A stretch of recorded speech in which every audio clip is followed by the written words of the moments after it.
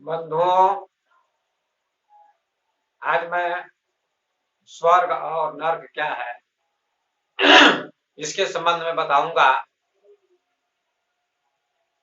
लोगों की धारणा है कि मरने के बाद स्वर्ग मिलता है और नर्क मिलता है। ये बहुत पुरानी धारणा है, बहुत पुरानी मान्यता है कि कोई मर जाता है तो स्वर्ग मिलता है या नर्क मिलता है। जो अच्छा कर्म करता है उसको स्वर्ग मिलता है और जो बुरा कर्म करता है उसको मरने के बाद नर्क मिलता है, ऐसा लोग कहते हैं। लेकिन स्वर्ग और नर्क सचमुच में क्या है,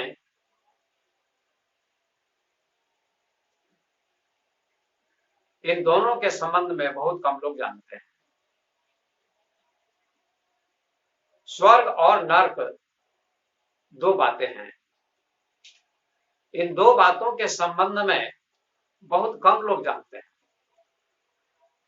यद्यपि स्वर्ग और नरक प्रचलित शब्द हैं,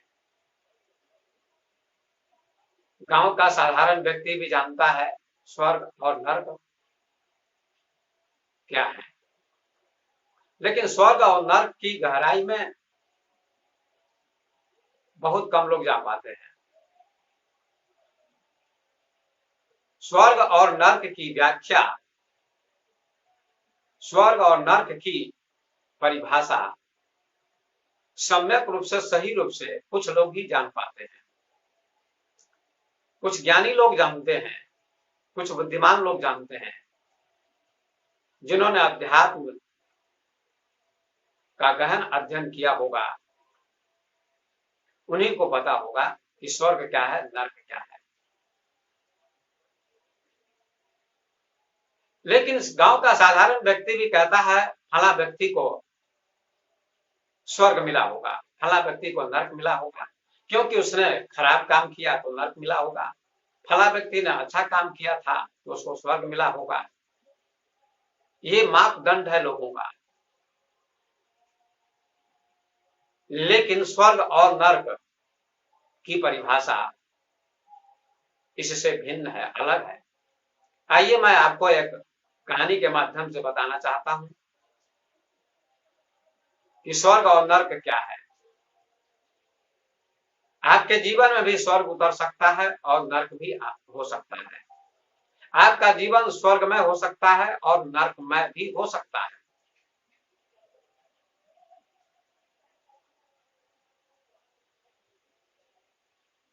आप अपने जीवन को स्वर्ग बना सकते हैं और नर्क भी बना सकते हैं।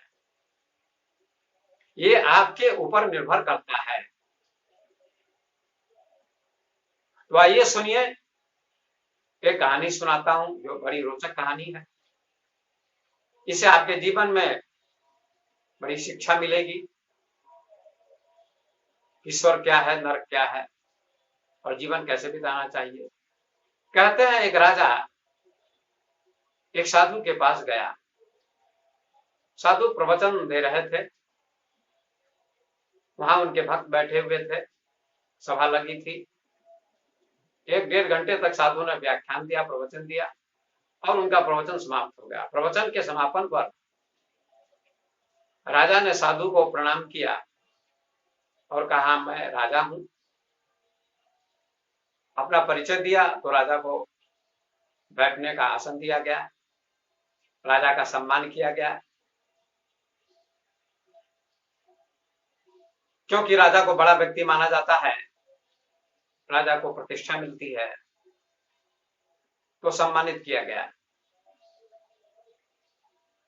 राजा ने महात्मा से एक प्रश्न पूछा, महात्मा जी, स्वामी जी, मैं एक प्रश्न पूछना चाहता हूं, मेरे मन में एक प्रश्न उठ रहा है। महात्मा जी ने कहा पूछिए, क्या प्रश्न है। मैं आपके प्रश्न का उत्तर देने का प्रयास करूंगा। राजा ने कहा स्वर्ग क्या है और नरक क्या है, इसके संबंध में आप बता दीजिए। स्वर्ग और नर्क की परिभाषा क्या है, आप बताने की कृपा कीजिए। प्रश्न तो बहुत सुंदर है। इस प्रश्न को सुनकर सभी लोग प्रसन्न होंगे कि ऐसा ही प्रश्न पूछना चाहिए। वास्तव में एक सम्यक प्रश्न, जीवन का प्रश्न है। लेकिन महात्मा जी ने अचानक राजा के लिए कुछ गलत शब्दों का प्रयोग कर दिया, राजा को डांट दिया। महात्मा जी ने राजा से कहा, तुम मूर्ख हो, तुम बेवकूफ हो, तुम नालायक हो, तुम्हें पूछने का ढंग भी नहीं आता कि कैसे पूछना चाहिए। जब महात्मा जी ने ऐसा कहा तो राजा को क्रोध आ गया,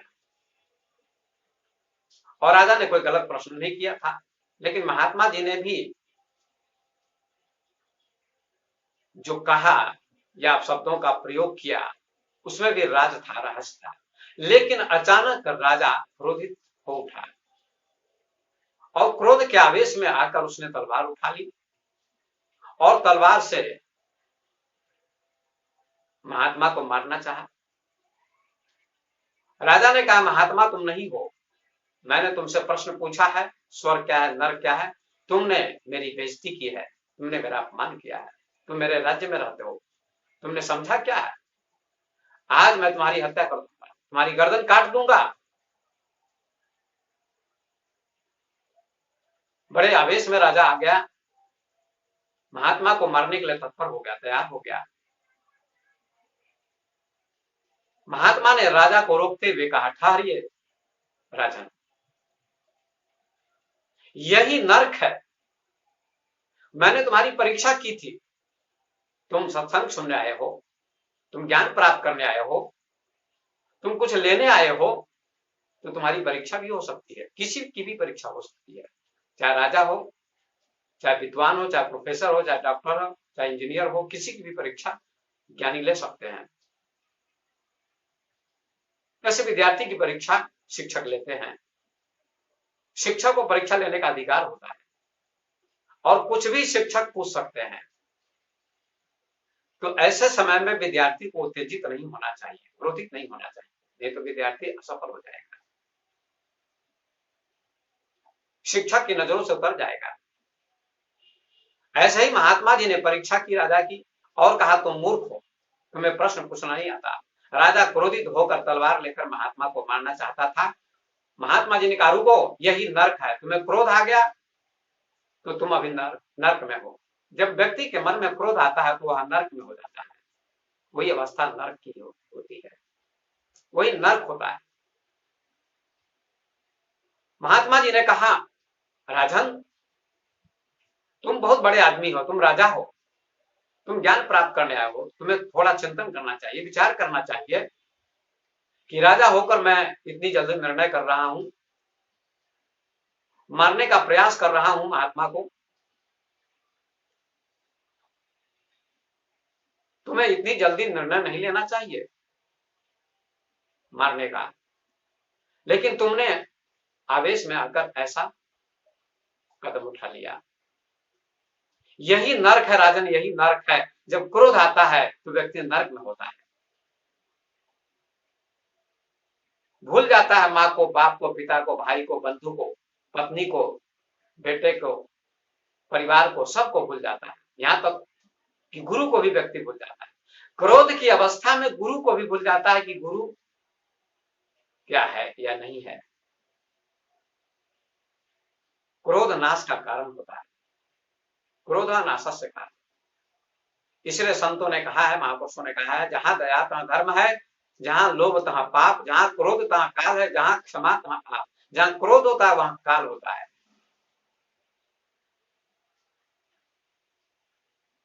इसलिए व्यक्ति को सोच समझ के बोलना चाहिए कि इसका परिणाम क्या होगा, इसका रिजल्ट क्या होगा। बोलने से पहले सोचना चाहिए, चिंतन करना चाहिए।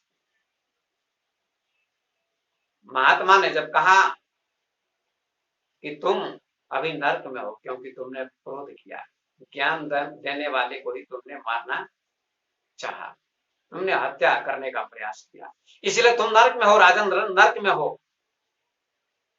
राजा को बड़ा पश्चाताप हुआ, बड़ी ग्लानि हुई, उसने गलती महसूस की और महात्मा से राजा ने क्षमा मांगी कि हे महात्मा जी, मुझसे गलती हो गई, भूल हो गई, मुझे क्षमा कर दीजिए। मुझे ऐसा कदम नहीं उठाना चाहिए था, मुझे तलवार नहीं निकालनी चाहिए थी, मुझे आपकी हत्या करने का विचार भी नहीं करना चाहिए था। मैंने बहुत बड़ी गलती की है, मुझे क्षमा कर दीजिए, माफ कर दीजिए। तो आपने सुना होगा कि महापुरुष, गुरु, माता पिता बच्चों को माफ कर देते हैं, गुरु भी शिष्य को माफ कर देते हैं, लेकिन माफी मांगनी होगी। यदि गलती हो जाए शिष्य से तो क्षमा मांगनी चाहिए, गुरु के चरणों में जाकर मस्तक झुकाना चाहिए, सिर झुकाना चाहिए और क्षमा मांगनी चाहिए, तो गुरु क्षमा कर देते हैं। तुम क्षमा नहीं मांगोगे तो गुरु क्षमा कभी नहीं कर सकते, क्षमा तो मांगनी पड़ेगी। क्षमा बड़न को चाहिए, छोटन को उत्पात, कहां विष्णु को घट गया जो भृगु मारी लात। भृगु ऋषि ने भगवान विष्णु की छाती पर लात मारी थी, फिर भी भगवान विष्णु ने कहा था कि भृगु जी, आपके पैर बड़े कोमल हैं और मेरी छाती पत्थर के समान कठोर है, आपको चोट लगी होगी, हमें क्षमा कर दीजिए। देखिए भगवान विष्णु की कितनी बड़ी महानता थी, इसलिए उनकी पूजा होती है। तो महात्मा जी से राजा ने क्षमा मांगी। जब राजा ने क्षमा मांगी कि हमसे भूल हो गई है, गलती हो गई है, हमसे अनर्थ हो गया, हमको क्रोध नहीं करना चाहिए, तो महात्मा जी ने कहा, हे राजन, यही स्वर्ग है। जब तुम्हारे मन में पश्चाताप हो रहा है, तुम गलती स्वीकार कर रहे हो, तुम क्षमा मांग रहे हो, तो यही स्वर्ग है, इसी का नाम स्वर्ग है। जब व्यक्ति पश्चाताप करता है गलती के लिए, क्षमा मांगता है, तो स्वर्ग में होता है, इसी का नाम स्वर्ग है। स्वर्ग कहीं आकाश में नहीं है और नर्क कहीं पाताल में नहीं है। स्वर्ग और नर्क दोनों मना स्थिति पर निर्भर करते हैं। स्वर्ग और नर्क की परिभाषा राजा समझ गया और राजा ने महात्मा को नमन किया, प्रणाम किया, नतमस्तक होकर प्रणाम किया और कहा, हे महात्मा जी, आप धन्य हैं, आप ज्ञानी हैं, मैं आपकी महानता को समझ न सका, आपकी गहराई को समझ न सका था, अब बात समझ में आई कि आप कितने महान हैं, आपने जो भी परीक्षा की थी अच्छा ही किया था। अष्टावक्र जैसे ज्ञानी ने भी राजा जनक की परीक्षा की थी, कई परीक्षाएं अष्टावक्र ने राजा जनक से ली थी, सभी परीक्षाओं में राजा जनक सफल हो गए थे, इसलिए आज उनका गुणगान होता है। तो सज्जनों, बंधुओं, क्रोध ही नरक है, प्रेम ही स्वर्ग है। जब व्यक्ति के मन में प्रेम होता है तो स्वर्ग में होता है, और जब व्यक्ति के मन में क्रोध आता है तो नरक में हो जाता है। इसलिए अपनी पत्नी के साथ अच्छा व्यवहार करें, प्रेम का व्यवहार करें, बच्चों के साथ प्रेम का व्यवहार करें, माता पिता के साथ बच्चों का प्रेम का व्यवहार करें, पड़ोसी के साथ प्रेम का व्यवहार करें, गुरु के साथ प्रेम का व्यवहार करें, सबके साथ प्रेम का व्यवहार करें, यही स्वर्ग है। और जब व्यक्ति क्रोध करता है, बात बात में क्रोधित होता है, तो यही नरक हो जाता है, यही नरक है। तो स्वर्ग और नरक कहीं बाहर नहीं है, ये दोनों आपके जीवन में है। जब आपका मन प्रेम से भरा होता है तो आप स्वर्ग में होते हैं, जब आपके मन में क्रोध भरा होता है तो आप नरक में होते हैं। किसी दिन भोजन अच्छा नहीं बना तो आप पत्नी को डांट देते हैं, गाली दे देते हैं, ये क्या है? नरक है। सब दिन पत्नी भोजन बनाती है, सेवा करती है, थाली साफ करती है, बर्तन साफ करती है, एक दिन भोजन अच्छा नहीं भी बना तो कोई हर्ज नहीं, जैसा भोजन बना है कर लेना चाहिए, प्रेम से करना चाहिए, पत्नी को डांटना नहीं चाहिए, समझाना चाहिए, प्रेम का व्यवहार करना चाहिए, तो पत्नी को प्रसन्नता होती है। और पति से भी गलती हो जाए तो पत्नी भी विवाद न करे, पत्नी भी प्रेम से पति के साथ बात करे, तो दोनों में संवाद होगा और आपका घर स्वर्ग बनेगा।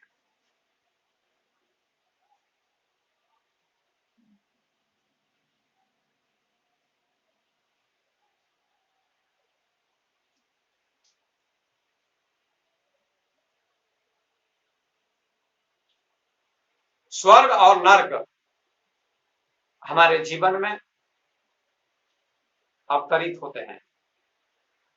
आपका जीवन स्वर्ग भी बन सकता है और नर्क भी बन सकता है, आपके ऊपर निर्भर करता है। तो मैं निवेदन करूंगा कि राजा को जैसे शिक्षा मिली और राजा ने महात्मा को प्रणाम किया, राजा की महात्मा जी ने परीक्षा की थी और अंत में राजा सफल हो गए।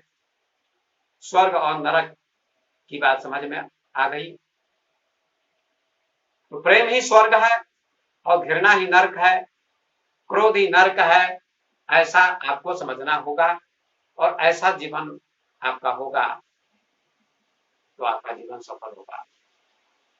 तो स्वर्ग और नर्क इसी का नाम है। इन्हीं शब्दों को कह के मैं अपनी वाणी को विराम देता हूं। धन्यवाद।